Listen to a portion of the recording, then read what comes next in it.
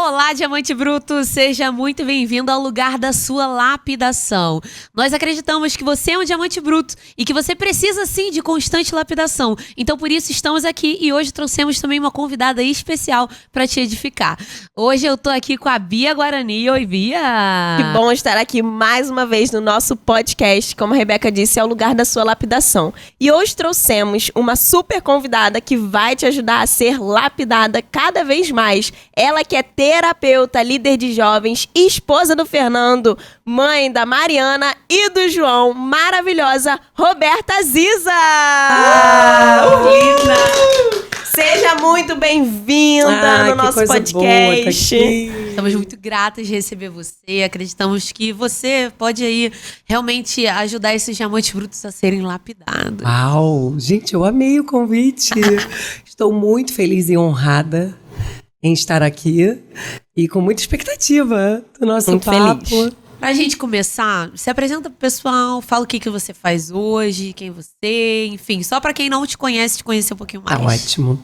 Eu sou Roberta Ziza Simões, tenho 45 anos, vou fazer 46 agora, essa semana. Sou esposa do Fernando, eu tenho 2 filhos lindos, de 10 e 12 anos, Mariana e João. Graças a Deus hoje trabalho com o que amo, vivo a minha missão inteiramente como terapeuta familiar e tenho a alegria, a graça de contribuir com jovens no meu contexto lá da igreja. Então essa sou eu. Maravilhosa. E dentro da sua vida, da sua história de vida, já que o nome do nosso podcast é Diamante Bruto, e a gente acredita que todas as pessoas passam por uma lapidação. E quais foram as maiores lapidações da sua vida, Beta? Nossa, meu Deus, muitas lapidações. Mas eu queria parabenizar pelo nome do podcast. Gente, que coisa linda! Achei esse nome lindo, incrível e super assertivo. Né? Porque todos nós, como seres humanos, passamos pelo processo de lapidação ao longo da vida. Né? E eu posso dizer que passei por muitos também, muitos mesmo. Mas acho que tem alguns que eu posso destacar aqui. O primeiro foi nascer de novo do Espírito. Quando eu conheci Jesus e eu inaugurei um novo tempo, uma nova era na minha vida há 20 anos atrás. Depois eu acho que o casamento é um fator de lapidação na nossa vida, assim, inevitável, né? Não tem como não ser lapidada no contexto do casamento. E acho que a maternidade também faz muito isso conosco, né? Nos leva para esse lugar de nos enxergarmos e de realmente, com intenção, buscarmos melhorar, né? Até porque ali temos pessoas nos olhando e observando o tempo todo, aprendendo por modelagem. Então, eu acho que não tem como eu ser uma mãe que não me vejo. Acho que a maternidade faz muito isso conosco. Essas foram as suas maiores lapidações. Sim, posso dizer dos últimos anos recentes. Agora, também aos 17 anos, eu vivi um evento na minha vida muito importante. Inesperado, um acidente, na verdade, no qual meu pai faleceu. Então, ali foi uma lapidação, sabe, inevitável. Inevitável, porque minha vida toda mudou, minha família toda mudou. E aí, então, aquilo definiu muito do restante da minha vida. O que você acha que teve de diferente da Roberta de antes disso e a Roberta de depois? O que você acha que mudou nesse processo de lapidação que você falou agora? Principalmente momento, da perda do meu pai? Nesse momento. Eu acho que quando a gente fica de frente para uma perda de alguém tão relevante, né, que é uma figura parental, aquilo mexe com as nossas estruturas, né? Particularmente, eu nunca tinha lidado com a morte tão de perto. Então, a perda do meu pai foi o encontro com a morte e com esse vazio gigante que uma figura parental deixa, ainda mais no meu caso, que eu era muito ligada a ele. Então, assim, a minha família viveu uma crise muito grande, posterior à perda dele, e eu fui para um buraco muito grande. Mas todo buraco também tem fundo, né, gente? E desse buraco, desse lugar difícil, eu só tinha uma opção, olhar para o alto. Então, foram nos anos consecutivos à morte do meu pai que eu vivi um processo muito grande de busca espiritual e onde, então, aí eu vivi esse novo nascimento aos 25 anos. Então, acho que é o ganho, né? Todo trauma, toda perda, toda dificuldade vai trazer um ganho e aqui eu encontro esse ganho. Eu perdi o meu pai natural, ganhei meu pai celestial. Nossa. Você fala isso, que todo buraco tem um fundo, né? Tem. Porque normalmente quando a gente entra... Só tá caindo. A gente entra em uma crise e eu acho que cada momento da vida parece que a crise é sempre pior, né? Sempre parece que ela é maior do que a anterior, é tipo o filme da Marvel. Né? Sempre o vilão é sempre maior do que o anterior. Antes era só a cidade, depois é o país, depois é o universo, e depois é todos os universos. As galáxias. Parece que a nossa vida é toda assim, né? Parece que o próximo gigante é sempre o maior. E interessante falar isso, que tem fundo o buraco. Tem fundo. Então calma, tem fundo o buraco. Isso é tão Nossa, bom. isso é muito... Nossa. Então, às vezes, a gente pode estar, né? Uma crise, aquele dia que você tá ansioso e pensar assim... Todo buraco tem fundo. Sempre acho que é o fim do mundo. Qualquer momento que a gente passa na nossa vida, até da perda e tudo, a gente sempre acha que é o fim, que acabou. Só que ainda tem muito mais pra gente viver. E às vezes aquele momento, aquele evento nos lapidou de alguma forma, nos encontrou para que a gente pudesse melhorar ou para que a gente pudesse aprender. É verdade. Aliás, eu não conheço outro processo mais eficaz de lapidação que não a crise. Gente... Sim, com certeza. Fala a verdade, se quando tá tudo ótimo, maravilhoso, perfeito, você vai procurar tanto, assim, ajuda. O diamante bruto veio de uma crise, né? Uma crise que veio a lapidação, que veio o diamante bruto. É isso, é você entender que você... Pra que quando tá tudo bem, a gente não tá buscando várias melhoras e tal, quando tá tudo perfeito. Você olha em volta e você, tô voando. Agora, quando tá tudo dando errado, você pensa, não, peraí. O que tá acontecendo? Eu preciso buscar ajuda, eu preciso aprender algo novo. Preciso crescer. Eu preciso buscar uma solução, eu preciso mudar a minha mentalidade. E é aqui que a gente se transforma, né? E falando sobre transformação, a gente sabe que você fez uma mudança na sua carreira. Você trabalhou por muito tempo em algo e depois, de um certo momento, você se encontrou em outra situação, se tornando terapeuta. Conta pra gente como que foi esse processo de transição de carreira pra você. Foi lindo. Eu costumo dizer que não foi um processo de transição de carreira. Eu acho que isso aqui limita parece um pouco superficial. Foi um caminho de volta pra mim mesma. Nossa. Você se encontrou de verdade. Isso. E eu só consegui me encontrar novamente, de verdade, porque eu estava em processo de lapidação e muito consciente disso. Então, eu me formei, né, lá com 23 anos em comunicação. Trabalhei 15 anos na área de comunicação e posso dizer que passei por ótimas empresas, aprendi muito, foi fantástico. Mas eu nunca me senti realizada ali. Eu sempre soube que ali não era o meu lugar. E aí, quando eu me aproximei de Deus Pai, eu fui conversar isso com Ele. Vem cá, você que me criou, me ajuda aqui agora. Me ajuda a entender esse incômodo no meu coração constante, me ajuda a me encontrar. E aí, então, nessa conexão com Deus Pai e no meu processo terapêutico, eu comecei a fazer esse caminho de volta e aí eu entendi que, na verdade, essa sou eu nasci para isso. Eu não queria mais passar 8 horas do meu dia numa empresa fazendo uma coisa que para mim não tinha tanto significado e depois viver a minha missão. Então eu orei quase 10 anos por isso. Eu queria trabalhar com a minha missão de vida. E aí nesse caminho, então, espiritual e emocional, eu me encontrei como terapeuta estudando a terapia familiar. Não, mentira. Primeiro como cliente, né? Fazendo a terapia com esse viés familiar. Aí eu fui, então, voltando para mim. E aí a minha terapeuta, mentora, a doutora Ana Maria Almeida, todo mundo aqui conhece, ela um dia falou assim, eu quero você na especialização. Ela viu em mim a terapeuta que ainda eu não enxergava.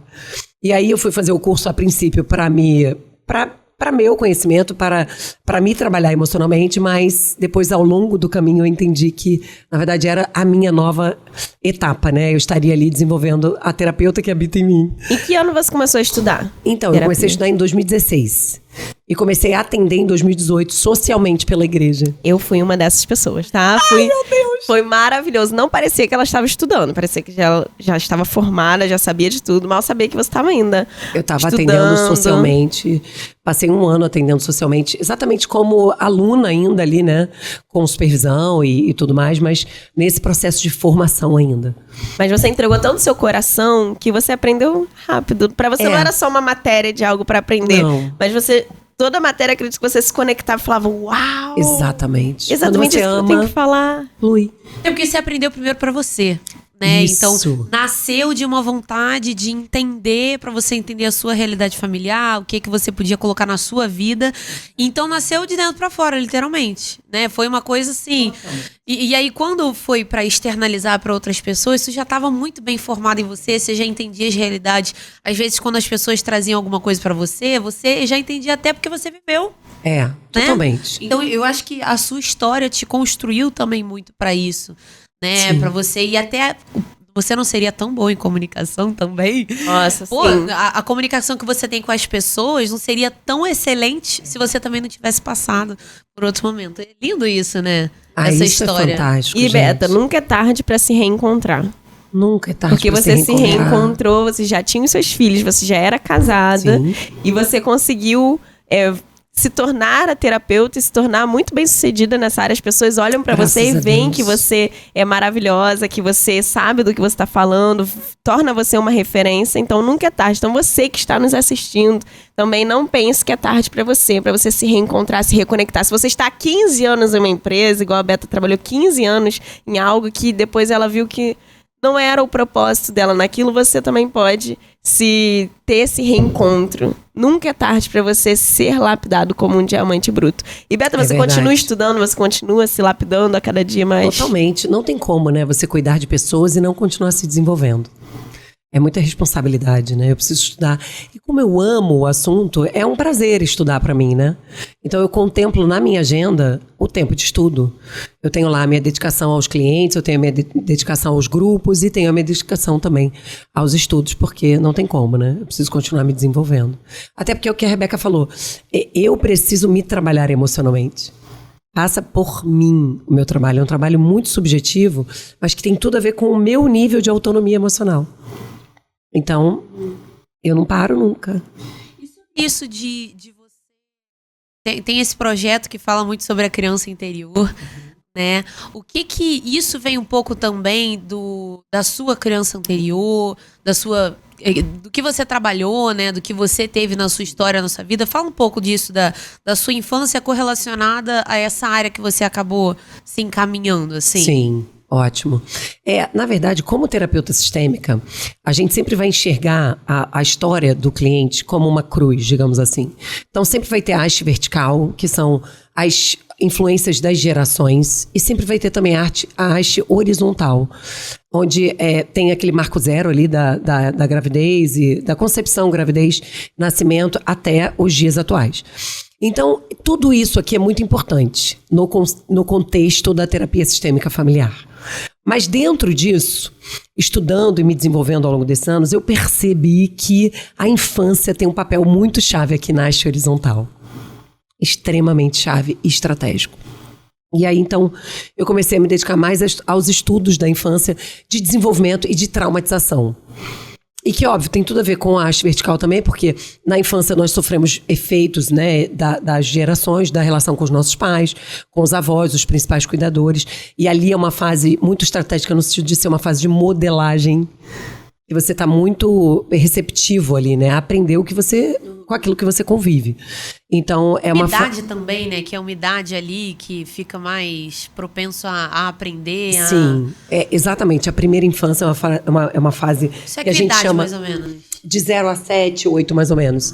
É essa primeira infância que a gente fala que é uma fase de extrema oportunidade. Porque é uma fase de desenvolvimento do cérebro em que há uma capilaridade muito grande, uma capacidade de multiplicação das sinapses muito grande. Então, a criança é como uma esponja, ela aprende tudo. E rápido, pelo que vê, pelo que ela vive, pelo que ela sente. Mas, na mesma medida, se torna uma fase de vulnerabilidade. Porque ela aprende exatamente aquilo que ela vê. E, muitas vezes, num contexto de famílias disfuncionais. Sim. Então, a gente precisa olhar para essa fase, entender os significados que nós fomos dando ali para nós mesmos, para as relações, para a vida.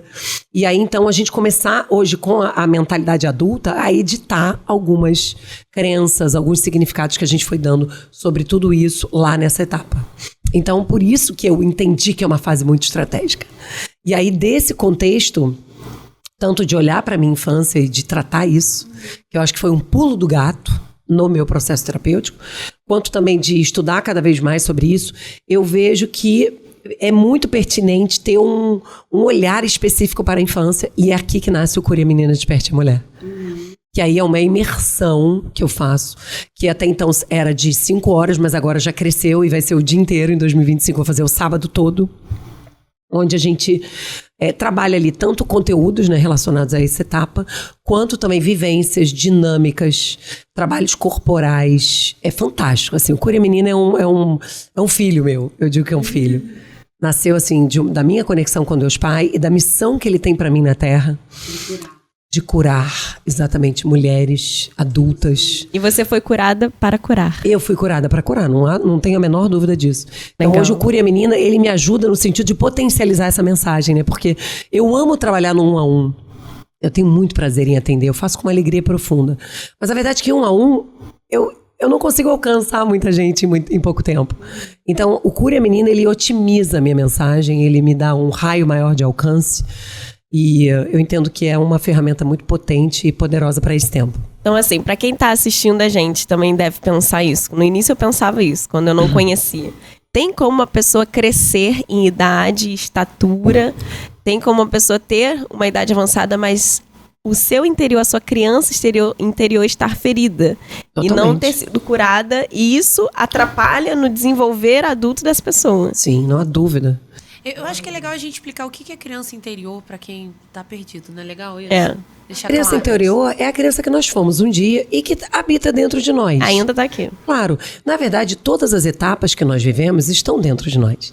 Mas a criança, ela se torna especialmente importante exatamente pelo que eu falei aqui, dela ser tão vulnerável.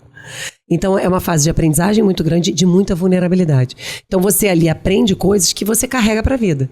Então, por exemplo, eu, quando era pequena, eu não me senti tão bem acolhida na minha família. Por N motivos, foi a forma que eu me senti. Tenho certeza que meus pais fizeram o melhor que eles poderiam, mas aquilo não foi tudo que eu precisava.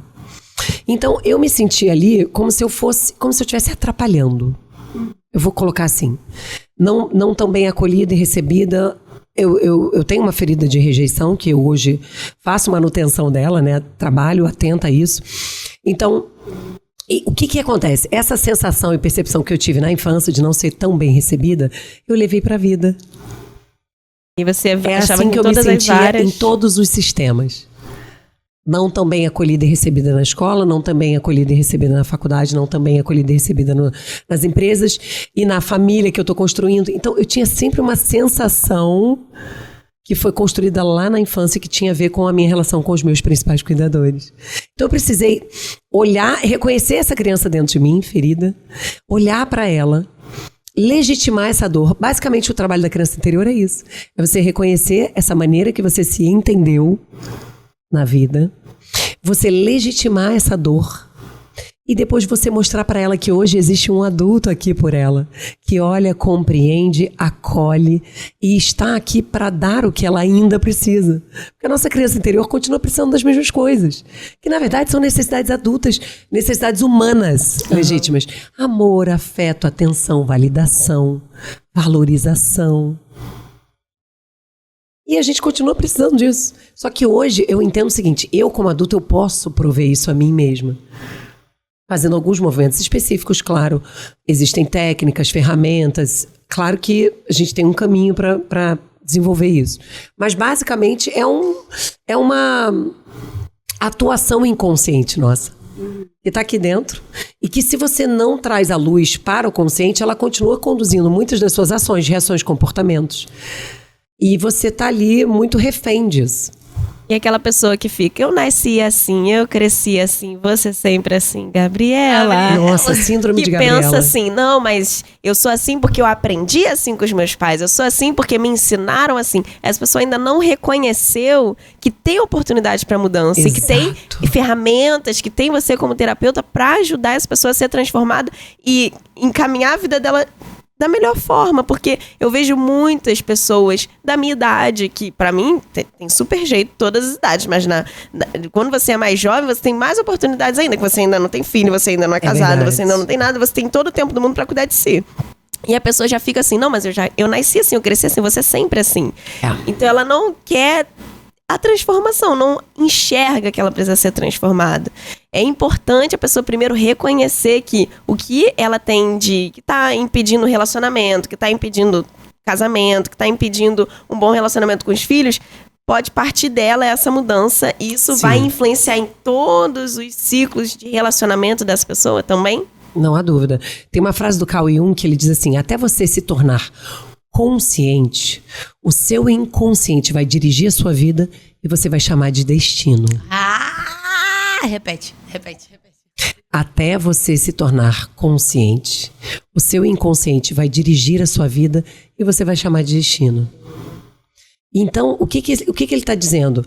Muitas dessas construções internas que nós fomos fazendo a partir dessa convivência familiar vão se tornando verdades para nós, mas não são verdades absolutas. Sim. E nós temos todo o direito de revisitar isso e de editar.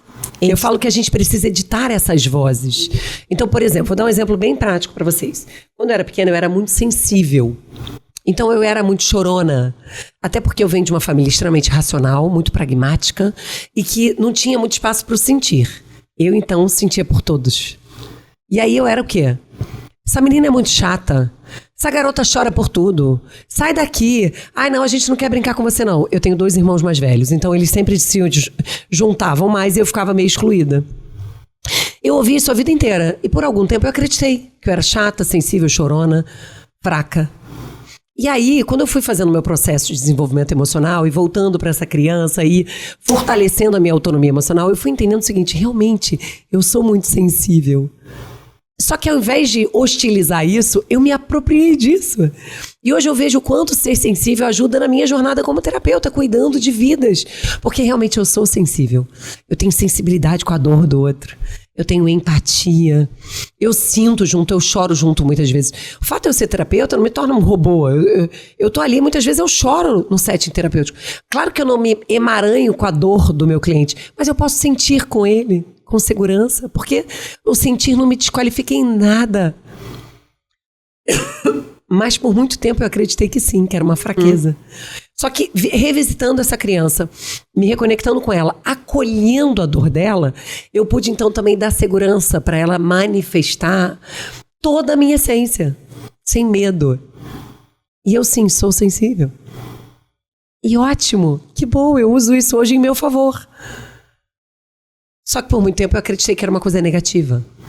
Então a gente vai precisar começar a revisitar isso e editar algumas vozes, aumentar a voz do que Deus diz ao nosso respeito, do que nós acreditamos lá no fundo da nossa alma que nós somos, e baixar algumas vozes equivocadas, que na verdade tem mais a ver com a percepção dos nossos pais ou cuidadores de vida, com relação à vida, e a maneira que eles conseguiram lidar com eles mesmos, com os próprios sentimentos, com as situações difíceis para eles. Isso tem mais a ver com eles do que comigo. Eu não sou chata.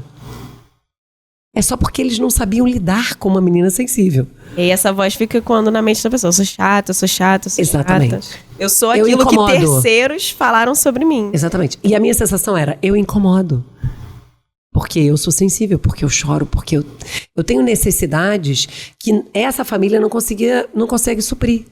Aí eu não consigo entender, poxa, minha mãe não tem recursos emocionais, poxa, meu pai tá com dificuldade.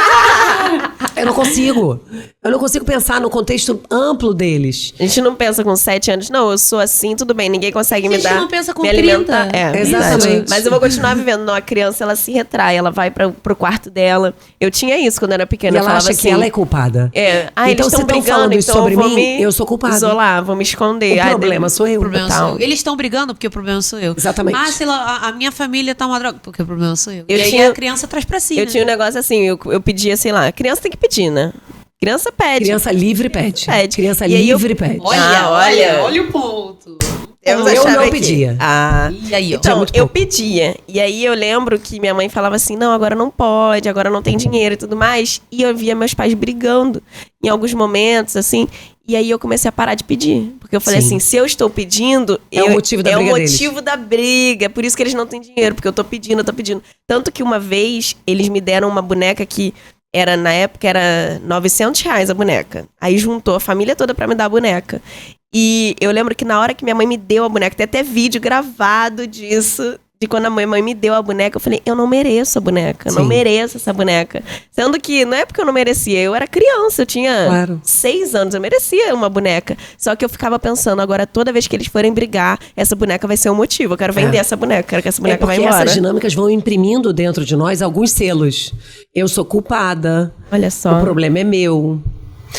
eu que estou trazendo o problema, sabe? A gente vai acreditando verdadeiramente nisso.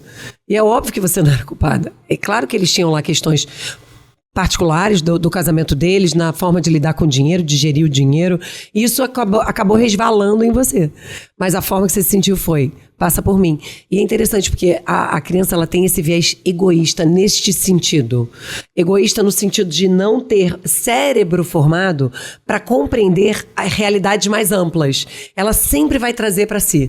Então, se o papai e a mamãe estão brigando, o problema é meu. Se o papai foi embora e abandonou a família, eu é que não sou boa o suficiente. Se a mamãe tá triste, é porque eu chateei ela. Ela não consegue perceber que existe algo muito maior no contexto de vida pessoal de cada um dos pais. E aí que tá a importância de editar, que você falou. Exatamente. De editar e ser consciente. Porque eu acredito que essa é muito a diferença entre o adulto e a criança, né? A criança, ela faz o que der na telha, ela faz o que ela quer, ela vai, brinca, daqui a pouco encher o saco esse brinquedo, ela vai para outro lugar, faz outra coisa. O adulto, ele faz o que precisa ser feito. Então, o adulto ser consciente de, eu preciso fazer isso aqui. Não, agora eu vou ser intencional aqui. Que caminho eu preciso tomar? A terapia é uma dessas. Exatamente. Gente, terapia é um band-aid que você não quer tirar. Ninguém quer tirar o band-aid. Aí vem a terapia, vamos lá. E é um, tá e é na dois. hora. O editor tá ali rindo porque ele foi hoje na terapia. Tá na hora de ver essa ferida. Gente, aí. É isso. Ele chegou abalado a terapia aqui. é isso, sabe? Então, assim, o quanto que é importante a gente, como adulto da nossa vida, protagonista da nossa história, a gente chegar e decidir, não, agora eu vou ser intencional. Eu entendo que eu tenho uma criança interior ferida, que acha que eu sou o problema, que acha que sei lá o quê, mas, ok, então o que eu vou fazer com base nisso? Eu vou viver Gabriela, eu sou assim, cresci assim, nasci assim, e toda a história que escreveram pra mim, tudo que eu fiz, agora vai editar o resto da minha vida. Babou. Agora não dá mais pra editar nada. Não, dá pra editar a nossa vida, a nossa história. Dá pra editar, gente. Eu ia falar que eu percebo muito isso agora que eu tive o Pedro, porque às vezes ele tem atitudes de um bebê de 10 meses. E aí eu falo assim, cara, ele tá me irritando. Só que não, ele não tá me irritando. Eu estou irritada. Ele é uma criança fazendo o que ele tem que fazer. E aí às vezes eu paro e penso, eu sou o adulto consciente da relação. Exatamente. Eu sou a adulta consciente da relação. Então o que eu posso fazer aqui? Se ele não quer botar fralda, se ele não quer dormir, o que eu posso fazer aqui? Eu vou acolher. Porque eu sou consciente, ele ainda não é.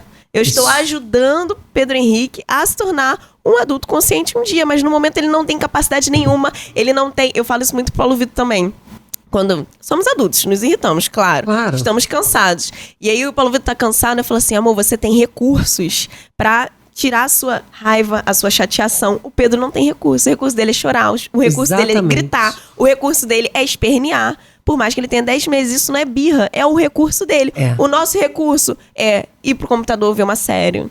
A gente pode sair de casa, a gente pode respirar, a gente pode fazer uma carta, a gente pode escrever nossos sentimentos, a gente pode buscar terapia. A gente aprende a se conhecer e ter recursos. Ele é um bebê, ele não tem recursos, ele não sabe o que fazer. A gente tem que, assim, eu não gosto de falar, assim, inteligência emocional, porque as nossas emoções não são inteligentes. Se elas fossem, elas seriam maravilhosas. Mas eu tenho que saber entender a emoção do momento, o que eu posso fazer? Mas o bebê, a criança, não sabe. E quando você é adulto e você tá com essa criança interior ferida, você vai fazer aquilo que dá na telha. E não o que a Rebeca falou, não vai ser consciente nas suas atitudes. Tem adulto que tá vivendo como bebê. Exatamente. E às vezes a gente deixa isso acontecer na nossa própria vida. Eu como uma barra de chocolate. A gente pode deixar, mas a gente tem que ter consciência e dar limite pra isso. Né? Então, por exemplo, eu sempre amei andar de bicicleta quando eu era pequena. Era pra mim um momento onde eu me sentia livre, sabe? Eu realmente... Aquele vento batendo no meu rosto, eu podia me deslocar ali no condomínio que minha avó tinha casa, então eu ia da casa dela pra casa das minhas amigas, eu me sentia dirigindo o meu carro, sabe? Sério, eu manobrava. Exato. Então, eu me lembro, assim, quanto que aquilo representava pra mim liberdade, essa força de viver. E às vezes o que eu faço é pegar e andar de bike. Para poder, entende? Me reconectar com esta sensação que a minha criança tanto amava e sentia livre. Às vezes eu faço isso de forma intencional. Eu vou levar minha criança para andar de bicicleta. E a gente anda e é maravilhoso. Às vezes eu como biscoito wafer, que eu amava também. E que é muito afetivo pra mim, porque minha mãe comprava muito caixas de Mirabel. Então o biscoito wafer tem um lugar no meu coração. Agora, eu vou comer biscoito wafer todo dia? Tem condição? Não tem. Mas às vezes quando eu tô de TPM, tô um pouquinho mais carente, quero afagar um pouquinho a minha alma, eu vou lá, como 1 ou 2. E isso me faz bem. Mas é de um lugar de consciência e de limite. A criança normalmente não tem limite, né? É o nosso adulto que impõe isso. Quanto que é importante essa manutenção? Né? Ah, eu ia porque falar isso muita também. gente chega na terapia e fala, ok, quero resolver esse problema aqui. Tem problemas que são resolvíveis, assim, mas tem coisas que a gente vai a vida inteira fazer manutenção. É se enxergar a a gente vida toda, é se enxergar em E todo a momento. vida- Totalmente. E teve uma frase, eu não lembro exatamente o que você disse, mas você disse agora há pouco, que era que isso sobre manutenção, né? De você chegar e, ok, agora eu vou olhar pra isso. Nossa, tá no momento de fazer essa manutenção, tá no momento de olhar pra isso. Ela diz que ela faz a manutenção da criança ferida, né? Desses Sim, momentos totalmente. de rejeição. Totalmente. Quando você sente que você... eu tô me sentindo rejeitada. Você, opa, Sim, isso não pode ser um sentimento não real. exatamente. Pode ser algo da minha criança interior. Vamos lá, vamos andar de bike. E, gente, no casamento eu já vivi muitas vezes isso. Né? Porque o casamento ele é maravilhoso, mas ele não vai atender às nossas necessidades emocionais na integralidade delas. Então, normalmente a gente vai pro casamento projetando muito pro outro. Então, eu levei a minha criança ferida pro meu casamento, você levou também, não há dúvida. Mas a questão eu preciso estar muito consciente disso para, no momento que ela aparecer lá com as demandas emocionais dela, legítimas, quem vai atender sou eu. Eu não posso entregar isso, botar no colo do Fernando, toma, cuida. Porque nunca ele vai conseguir. É meu, o vazio é meu. A lacuna é minha. Quem supre sou eu e Deus, né? Porque daí vem o fator espiritual aqui de você, quando se relaciona com um Deus que você considera pai, você também entregar isso pra ele. E você pode ser criança com ele, você pode ser filha. Totalmente. Eu deito no colinho dele, eu choro muitas vezes. E isso é maravilhoso. Eu tenho os meus recursos. O que eu não posso é entregar isso pro meu pastor, pro meu marido ou pros meus filhos. Cuida de mim agora, por favor, cuida da minha parte ferida. Não, essa parte é minha. E ela continua aqui, porque às vezes a gente pensa assim, eu vou tratar minha criança interior, ela vai desaparecer. Não é verdade. O que a gente vai é desenvolver um relacionamento com essa parte nossa. Um relacionamento de confiança, onde ela vai perceber que agora sim tem alguém que está aqui para ela, que ama e olha para ela como ela precisa, que valida, que está junto. Porque muitas vezes o que a gente precisou como crianças não eram soluções. Pensa bem, o que você precisava como criança? Você precisava ter alguém ali do seu lado. Na sua dificuldade, na sua dor, nas suas complexidades humanas. Você precisaria ter alguém só ali contigo. Estou aqui com você. E muitas vezes os nossos pais não tinham recurso para estar juntos, sem querer resolver, ou sem rotular, ou sem criticar, ou assim, sem querer se isso aí, livrar daquilo. O já que eu passei faço por com o isso. sentido, meu filho? Não sei, joga fora. Palhaçada. Você é palhaçada. Garoto chorona. Eu gosto muito de uma frase que a Roberta sempre fala, eu te entendo e te acolho. Lá em casa eu falo isso direto. E é maravilhoso, Entendo, né? A eu gente te poder entendo e te olhar e acolho. ver. É legítimo. Não tem nada de errado com o nosso sentir. É o seu sentir, exatamente. Só que como eu aprendi que o sentir incomoda, por muito tempo eu fiquei querendo escapar disso. Aí me tornei uma mulher inteligente, pragmática, resolutiva, competente. O que eu vejo muitas mulheres desenvolvendo, muito esse viés. E fugindo desse lado nosso subjetivo, que é real, mas que a gente não teve recurso para aprender a lidar. E a nossa criança interior representa exatamente isso, o nosso sentir. E não tem problema ser sensível, né? Você falou sobre isso de sensibilidade, não que eu era uma criança sensível, eu entendi que é o meu superpoder, não é a minha criptonita, né? Ai, gente, desculpa, eu faço muita coisa de Já foi Marvel, Popular. já foi de Desculpa, é porque eu acho que eu vejo, é a minha vida, sou eu de verdade. Mas eu acho que é muito isso. É uma forma das pessoas que, como eu, gostam de Não tem problema ser Cultura criativa, popular. criança interior. Não tem problema. Eu acho que quem gosta de cultura popular é uma forma das pessoas entenderem, né? É uma metáfora Kryptonita, vamos maravilhosa. pra Mas Kryptonita. é isso, eu acho que entender que às vezes algo que a sua criança era, né? Por exemplo, eu lembro que, agora dando um exemplo meu, né? Eu era uma criança muito diferentona, sempre fui fora da caixa. Então, eu tinha muito isso de ser diferente. Às vezes, na escola, as pessoas falavam, Rebeca quem? Sabe quando você vai falar, tipo, o gordinho, a loura. Falava assim, Rebeca quem? Rebeca maluquinha. Porque eu sempre fui meio diferente, entendeu? Eu lembro, E eu na achava que igreja. isso era algo ruim, caraca.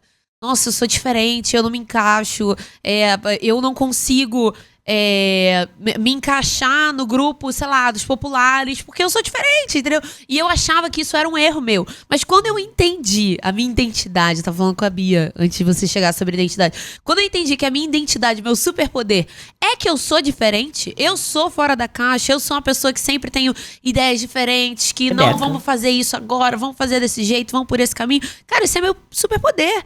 Isso não é algo ruim. E quando eu entendi isso, cara, faz total diferença. Então, às vezes, a gente olha pra alguma coisa e a gente pensa assim, ai, eu tenho que parar de ser sensível. Ai, eu tenho que parar de ser assim, assado. Ai, porque sei lá o quê. Cara, você já parou pra pensar? Você só tem que fazer as pazes com isso. Exatamente. Não é sobre E você falou sobre o o casamento. Eu vejo que realmente hoje em dia muitos casamentos acabam porque a gente projeta no outro a expectativa de suprir a nossa criança interior. E o casamento não vai. E às vezes o que você precisa como casal era só fazer uma terapiazinha. Exatamente. E aí gente. tem casal terminando e já em 10º casamento, não sei o quê, pra buscar em pessoas, não, porque o amor acabou, porque esfriou, porque a gente já não dava mais certo. Mas por que não dava mais certo? Porque você casou no auge, na felicidade, e depois você voltou a ser um ser humano normal, com emoções normais. Você viu que o dinheiro que você investiu em festa, em lua de mel, aquilo ali vai passar. Vão ficar, são ótimas memórias, e você vai conviver com uma pessoa que também tem uma criança interior ferida e outra pessoa com criança interior ferida.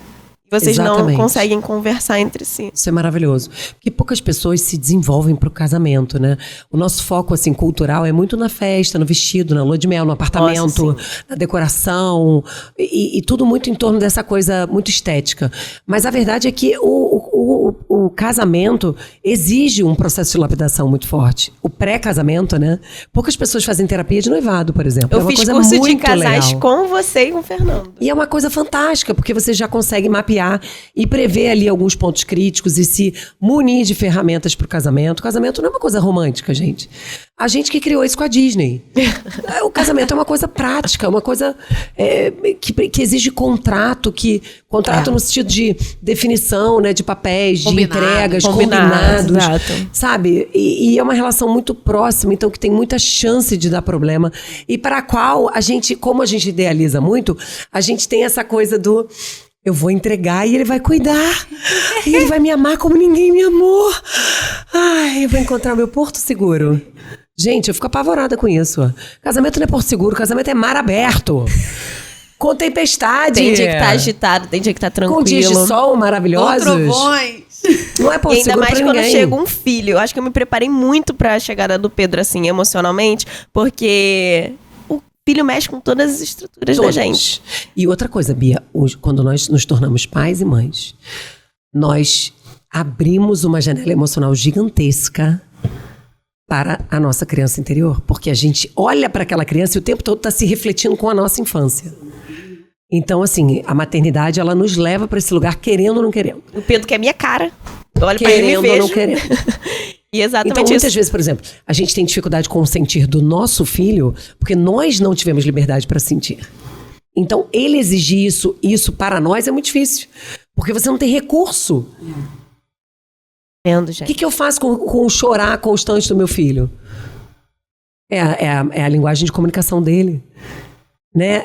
Acolhe, esteja ao lado, proponha, né, coisas, às vezes, interessantes naquele momento.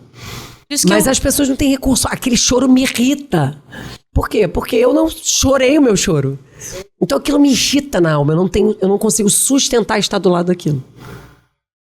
Então vai ativar diretamente a nossa criança interior. Tá com uma criança. E muitas vezes o que a gente precisa é só estar ao lado. É o que eu falei. O que eu faço com o meu filho sentindo? Esteja do lado. Essa semana meu filho teve uma crise emocional. Por uma questão que ele está vivendo pessoal, uma despedida que ele está fazendo. E ele não estava bem. Ele ficou do meu lado, que dia é hoje? Terça, foi domingo à noite. Anteontem à noite. Ele ficou do meu lado só desabafando sobre aquilo. Falando, e às vezes falando a mesma coisa e repetindo muitas vezes. E eu estava percebendo o quanto para ele aquilo estava carregado emocionalmente. Eu só estava ali do lado dele. E eu olhava no olho dele e eu falava, eu te entendo. Eu já vivi isso algumas vezes. Eu tive a despedida tal que foi muito difícil. A despedida tal que foi muito difícil. Eu entendo você. Só da pessoa poder estar ali com alguém olhando realmente para ela. Não desvalidando. E validando o sentir. Pronto. Não é te entendo e Sai daqui. você não vai morrer. Tipo, te entendo. Você não vai morrer com isso não, que eu já passei, por passei por isso e eu não coisas muito morri, então piores, você não vai total. morrer. Não é assim, né? Te entendo, te acolho. Você legitima a dor da criança, você se identifica com ela. E você está ali realmente, olhando no olho, às vezes bota a mão no ombro e fala, eu tô aqui com você na sua tristeza. É isso que eles precisam. A criança precisa apenas disso, não é de soluções. E os pais, como eles ficam incomodados com o sentir, eles querem logo resolver. Mas não é sobre resolver, é sobre sentir. O sentir existe para sentir. Só que a gente não aprendeu a sentir. A nossa criança não teve liberdade de sentir. Então a gente quer resolver o sentir dos nossos filhos. Quer tapar. Eu tô Ficar aqui tapando. por você. Na sua tristeza, na sua raiva, na sua dor. Aí a gente sente junto, depois a gente pode qualificar isso e aprender o que aconteceu, qual foi o gatilho que veio para te dar essa raiva. Será que você precisa aprender também a dar limite melhor para essa pessoa? Claro que a gente pode aprender com aquilo, mas no momento da emoção é apenas sentir. Só tudo isso, ô Bia. Já vai fazer grande coisa pelo Pedro se você puder apenas Eu ia te perguntar isso, legitimar o se sentir a dele. terapia mudou a sua forma de maternar. Totalmente. Você conversa de outro jeito, você acolhe de outro jeito. Eu sei de forma prática, tipo, visualizou alguma coisa, tipo, alguma situação que aconteceu depois e você pensou, caraca, olha, isso aqui aconteceu antes e eu lidei desse jeito. Teve alguma situação assim? A Roberta de anos atrás não lidaria tão bem com a situação dos meus Algo que filhos. você visualizou, assim, que Totalmente. aconteceu? É exatamente o ponto de virada dos estudos da criança interior. Isso fez toda a diferença na minha maternagem. Porque o meu filho mais velho tem 12 anos. E a Pré-adolescente. criança interior entrou na minha vida talvez uns 5 anos atrás. Foi depois da sistêmica, né? Foi a partir da sistêmica. Então, isso me ajudou muito no sentido de olhar para eles na integralidade deles. Né? E poder respeitar, legitimar o momento que eles estão vivendo. Obviamente, sendo adulta da relação, dando limites necessários. É óbvio que é necessário também um nível de racionalidade aqui, mas, sem dúvida, os estudos e o mergulho na minha própria criança interior me ajuda a validar a criança que os meus filhos são. Não há dúvida. E a gente tá falando sobre maternar, esposa, sobre você ser líder de jovens, ser terapeuta e tudo isso. E eu queria te fazer uma pergunta. Como é que é equilibrar todas essas áreas da sua vida? Você sempre conseguiu equilibrar? Isso foi, quando entrou, por exemplo, a terapia, você teve que... Como é que foi isso? Ou a maternidade? Como é que foi essa Falar situação? mais não. Essa é a pergunta de milhões. De milhões. Pergunta de milhões. Vai ser só no próximo? Não. Vai ser agora, vai ser agora, vai ser agora. Muito bom.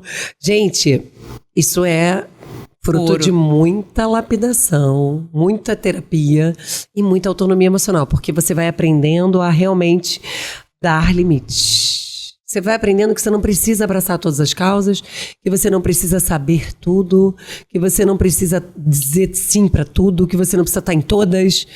E aí você vai, como você vai se conhecendo, entendendo a sua essência, você vai realmente discernindo o que faz sentido para você e o que não faz. E aí, então, você consegue literalmente focar no que é a tua prioridade. Então, hoje, o que é a minha prioridade? Minha prioridade é a minha família, né? Minha prioridade é a minha relação com Deus, em primeiro lugar. Então, minha relação com Deus, minha família, o meu ministério, que é esse serviço que eu faço junto com meu marido na igreja, junto aos jovens, e o meu trabalho. Então, eu sei exatamente, o meu alvo é isso. Dentro disso, aí eu vou desenvolver a minha agenda.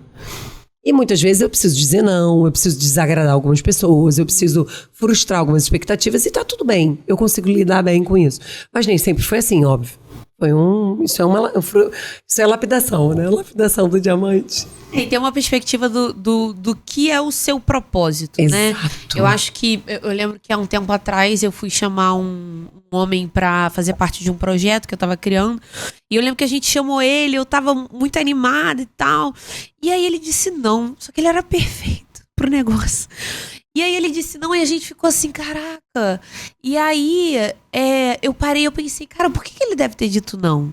E eu me peguei pensando nisso. Eu pensei assim, será que é porque ele acha que isso não é uma das coisas que vai levar ele a cumprir o propósito que ele tem? Porque muitas vezes o não, ele vem disso, né? De você pensar, cara, isso aqui vai me levar pra pessoa que eu tô construindo que eu vou ser, pra o lugar que eu tô construindo que eu vou me direcionar. A gente não tem que dizer sim pra tudo, né? Eu acho que isso é muito também de um posicionamento como líder da nossa própria vida também, né? Entender qual é a prioridade, qual é a visão. É interessante. Sim, e muitas isso. vezes essas mulheres boazinhas, eu falo muito pra mulheres, né, gente? Mas aqui pode ampliar pra pessoas. As pessoas boazinhas que têm dificuldade em dar limite e querem realmente agradar muito, foram crianças que não tiveram liberdade para ser, muitas vezes. Que tiveram sempre essa impressão de ter que corresponder às expectativas dos pais, né? Que não puderam validar o próprio sentir, a própria intuição, muitas vezes. E aí você tem essa percepção de que você só tem o seu lugar garantido se você corresponder ao que o outro precisa de você e espera. E aí nascem as filhas boazinhas, os filhos bonzinhos. E a gente leva isso para a vida. São crianças... Eu estou até lendo um livro interessantíssimo sobre isso, que se chama O Drama da Criança Bem Dotada, de Alice Miller, que é uma especialista em infância. E é um livro onde ela identifica, interessante, o quanto profissionais... adultos profissionais dessas profissões de cuidado, médicos, enfermeiros, terapeutas, psicólogos, fisioterapeutas... Profissões de cuidado são formadas por crianças que tiveram essa infância e foram essas crianças bem dotadas, crianças boazinhas, crianças salvadoras, que já estavam na família para salvar e contribuir, que não puderam ser crianças, que adulteceram muito cedo, tinham que ser sempre bonzinhos, competentes, educados, controlados. Então, crianças que não puderam manifestar a sua criança na infância. Então elas já crescem muito mais propensas ao outro. E aí se tornam, então, profissionais de ajuda. Faz todo sentido. Óbvio, porque nada é do nada. E a construção que nós tivemos na história familiar, ela vai definir muito do nosso futuro, inclusive profissional. E eu me vejo nisso. Eu fui uma criança boazinha, educada. Sabe aquela criança que vai no mercado e ela que fica preocupada de se perder? Ela não vai correr e os pais estão atrás dela. Vem cá, você volta pra cá. E eu ficava sempre assim... grudada neles para não me perder, para não dar mais trabalho. Porque eu já percebi que a vida deles era tão complicada, tinham tantos problemas, então eu queria ajudar. E aí, então, eu não dava problema, não dava crise, eu não tinha demanda. Eu só chorava. Mas eu chorava sozinha, muitas vezes. Eu me perdia no mercado, mas uma coisa que acontecia muito era eu me esconder na loja de roupa.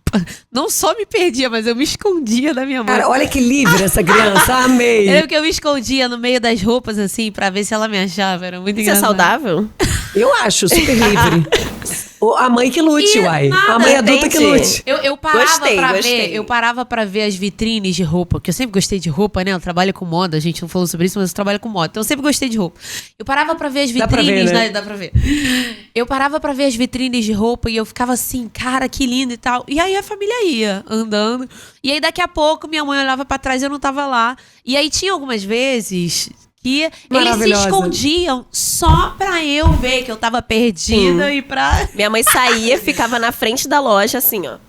E eu lá, no mundo da lua, vendo os brinquedos. Aí um dia eu fui falar com segurança. Minha mãe, de blusa verde. Chorando. Não, quem Oh, nunca, né? No solução. mercado, senhora Daniela, a sua filha Rebeca se Sim. encontra no caixa número 5. Nunca aconteceu isso comigo. Imagina. Então é saudável isso acontecer, né? Eu acho, assim, claro.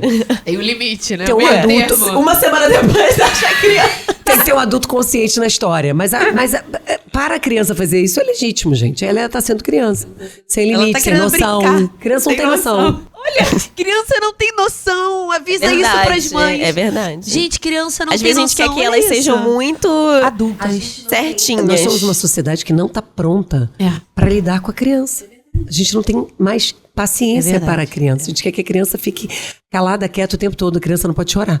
Gente, essa é a linguagem da criança. Ela não sabe falar, ela chora. Porém, Agora, a gente que vai ter que conduzir isso. Observar o que ela tá precisando, dar o tom. Mas é legítimo ela chorar, é óbvio. Entender esse limite, né? Eu lembro que aconteceu alguma coisa um dia desses aí, teve uma situação com uma criança e com um adolescente, né? E eu lembro que eu olhei e eu fiquei assim, gente, mas por que isso? E aí depois eu me peguei pensando, mas adolescente, tá fazendo coisa de adolescente. Exatamente. E assim, a gente precisa também entender o equilíbrio disso. Que às vezes a criança tem que ser criança mesmo, tem que, eu quero, sei lá, me jogar no sofá. Não vai se machucar, não vai ter problema. Exato, o sofá exatamente. não vai ter problema no sofá, então tá bom, tu deixa. Sabe, às Tem vezes que a dar gente quer que a espaço, criança claro. seja muito limitadinha, certinha. Não vai ser Até criança. por uma questão de, primeiro, não sei lidar com a birra. Às vezes também eu fico com vergonha do que vão falar de mim como mãe, minha reputação. Se o meu filho chorar e se ele não me obedecer, então você cria um ambiente super tenso para poder ficar bem na fita com quem tá ao redor. Então assim, De tudo fora, passa né? por nós, como pais e mães. A gente precisa se ver. Você falou que você fala mais pra mulheres. E o nome Sim. da sua imersão é realmente Cure a Menina e Desperte a Mulher dentro de Isso. você. Por que você quer falar mais com mulheres? O que despertou dentro Porque de você? eu sinto que é um público com quem eu me engajo bem. Eu me identifico Achei e que eu tinha alguma questão. reverbera a minha mensagem para mulheres, sabe?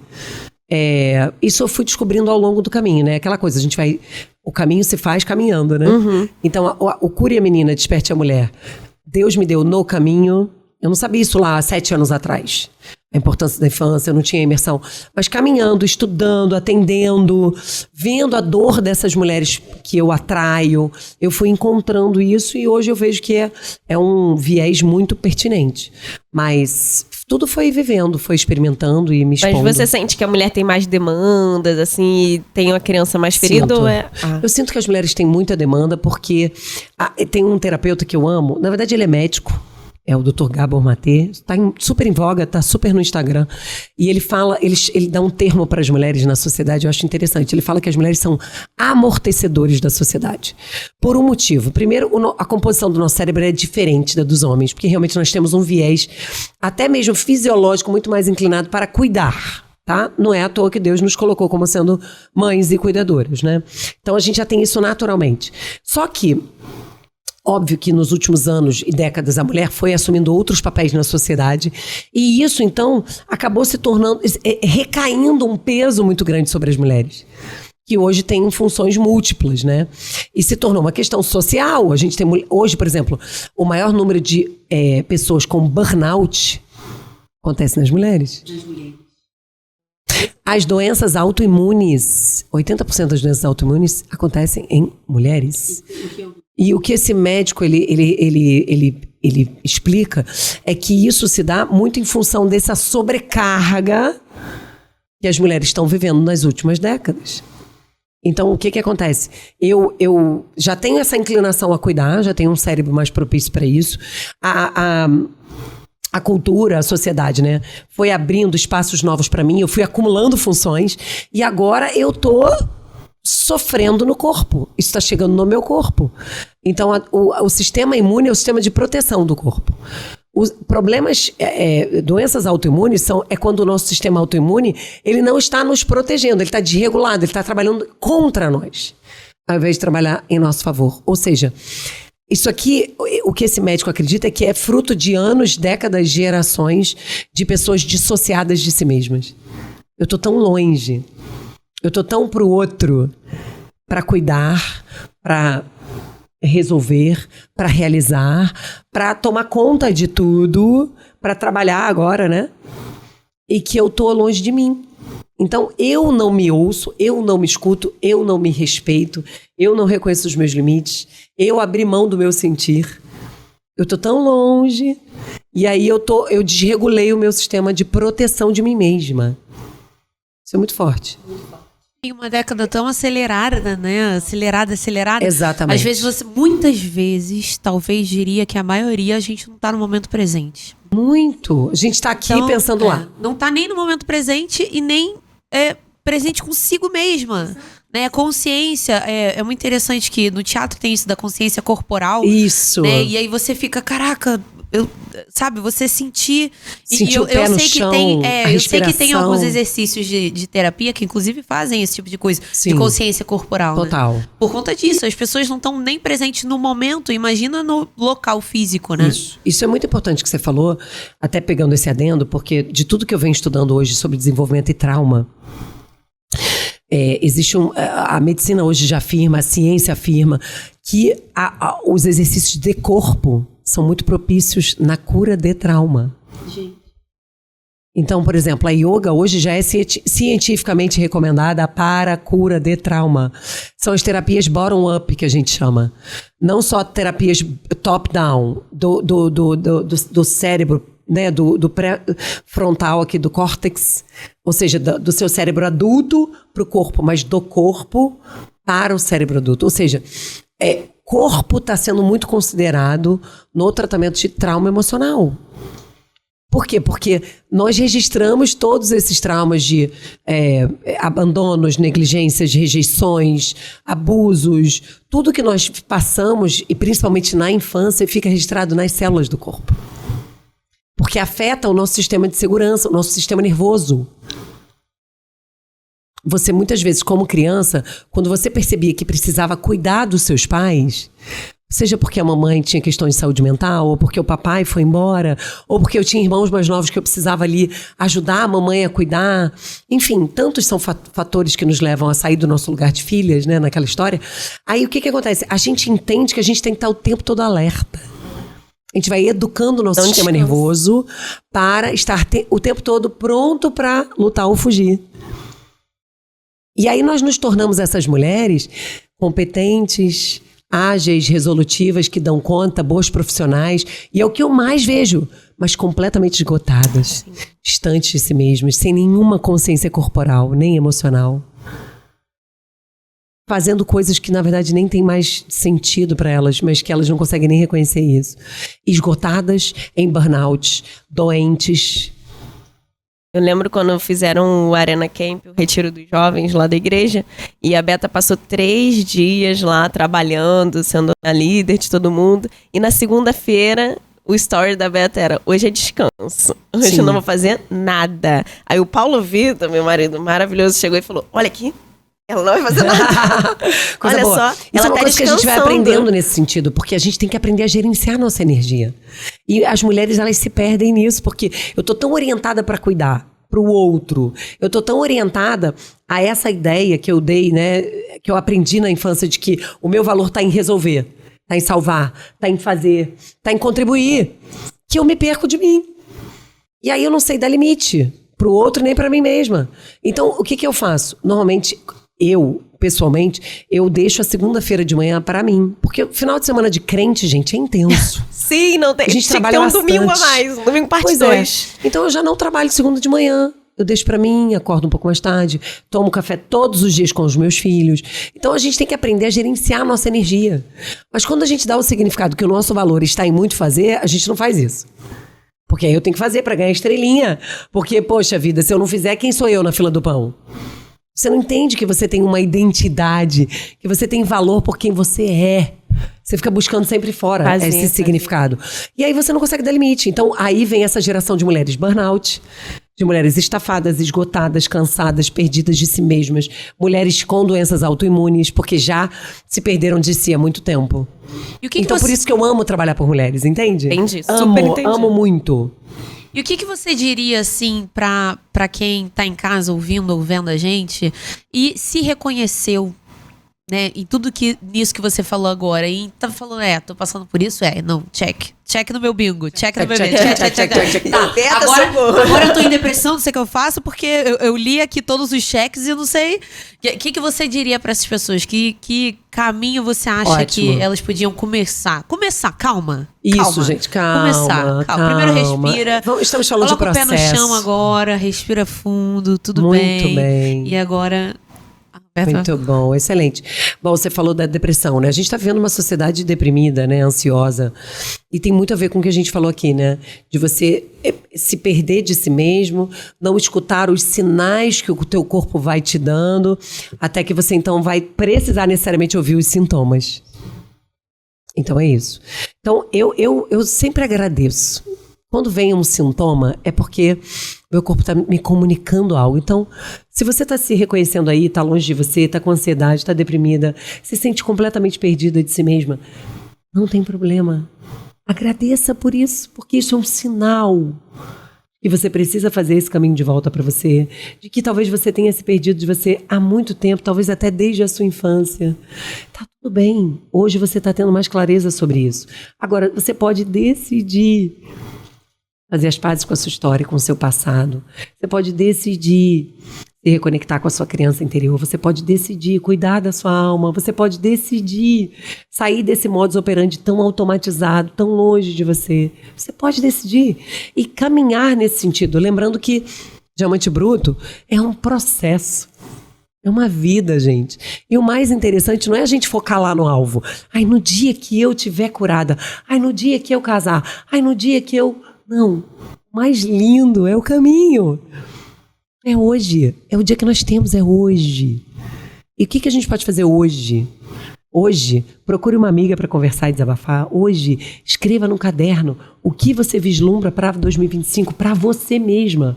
Hoje, quais passos que você acha que são viáveis na sua rotina? Às vezes acordar 15 minutos antes e buscar Deus Pai e orar. Meu Deus, eu estou tão perdida. Às vezes, caminhar meia hora. Não precisa ser 1 hora, pode ser meia. Coloca 30 minutos na sua agenda para você caminhar e nessa caminhada você pensar sobre você. Às vezes é procurar uma terapeuta, sim. Às vezes é procurar um conselheiro, né? Mas comece, faça algo por você hoje. Ai, gente, eu amei muito. E entender também, né, que isso... é um caminho. É um caminho, e o caminho é lindo. É um caminho, eu acredito que muitas vezes a gente... as pessoas têm essa perspectiva, não quero resolver e voltar pra minha vida corrida. Quero resolver. O mundo hoje quer resolver. Mas nós não queremos resolver, a gente quer viver. E a vida acontecendo. Vão ter problemas, dias difíceis, momentos bons e maus. Óbvio, isso acontece com todos. Mas a questão é como você vive isso. De que lugar, né? Vivendo, aprendendo, sentindo, melhorando ou querendo se livrar de tudo isso porque você precisa dar resultado. Porque você precisa, né, entregar algo para alguém. Quem, gente? Calma. Adorei. 3 coisas que eu gravei. Primeiro, cure sua criança interior. Cure. E descubra a sua identidade e saiba suas prioridades. Uau! Quando você alinha esses 3, você está pronto para conseguir viver o novo, conseguir viver aquilo que você nasceu para viver. Amém, verdade. Então, você que está assistindo, faça tudo isso que a Beta falou, que conversar Excelente. com a Beta é um abraço, entendeu? abraço. Eu tenho Ai, certeza gente, que coisa que boa. você assistiu esse podcast Que e seja você assim. se sentiu abraçada pela Beta. Tudo que ela disse, tudo que você trouxe, foi tudo maravilhoso. Muito bom. E pra gente ir finalizando agora, eu queria perguntar, o que você diria pra Roberta de 20 anos? Continue. Porque ali, apesar de eu estar ainda muito perdidinha, eu estava buscando. E eu busquei tanto que eu encontrei. Então, continue. procurar. E tem um conceito hoje muito atual, que é o do ongoing learning. Que é de você nunca parar de aprender. Nunca. Porque isso não apenas protege o nosso cérebro, a nossa saúde mental, como também garante longevidade. É um dos fatores de longevidade. Então, continue aprendendo sempre. Nunca pare de aprender. Dizem que atrofia, né, o cérebro, Sim. quando você para de aprender, né? E o diamante bruto é isso, é você... O diamante bruto é isso. Lapidação. Lapidação. Por Continue isso que eu sendo vim pra cá lapidado. com essa palavra hoje, ongoing learning. Eu preciso falar isso lá hoje, é muito importante. Isso previne fatores de doenças mentais e também contribui, é um preditivo para a longevidade. Então, qualidade de vida e longevidade. Adorei. Fantástico. Going learning? Ongoing. É o Ongoing aprendizado learning. contínuo. Ongoing Ongoing learning. learning. Aprendizado contínuo. Aprendizado contínuo. Adorei, Beta. Amei o nosso bate-papo. Acredito que todas as pessoas que assistiram esse podcast foram e estão sendo lapidadas. Eu espero por isso. Creio por isso. E muito obrigada por você ter vindo. Agora eu quero que você fale o seu Instagram para as pessoas acharem você. Muito bem. Eu sempre esqueço, sabia? Eu sou ruim nisso. Essa coisa de gatilhos de marketing, esqueço. Não, pode falar agora. Esse é o momento. Momento para você divulgar. O Instagram é @RobertaZiza, Z-I-Z-Z-A, Simões. E lá eu contribuo com o mundo, transbordando do meu conhecimento, ajudando mulheres e também comunicando, né, os meus cursos, os grupos terapêuticos e tudo mais. Que prazer ter você conosco, uma mulher que nos inspira, que foi agente de lapidação na nossa vida, na nossa história, ainda Coisa linda, amém. né? Graças Uma a Deus grande por isso. agente de transformação. Realmente que você continue aí lapidando várias mulheres e que esse podcast aí também possa ser aí uma porta para elas se sentirem abraçadas, né, Bia? Todas. Abraço. Eu agradeço muito, vocês também me inspiram muito. Oh. Vocês são maravilhosas, parabéns. E a palavra que eu tenho pra vocês é: continuem, Uau. continuem, Vou aprender a frase. continuem. Eu vou aprender a frase. Ongoing learning. Ongoing learning. Nunca deixem de aprender e crescer. Muito obrigada. Muito bem. Foi um prazer estar aqui, gente. Agora você vai virar para aquela câmera ali e você vai dizer assim: então, Diamantes Brutos, até o próximo episódio. Isso, você. Então, Diamantes Brutos, até o próximo episódio. Tchau, tchau. Tchau.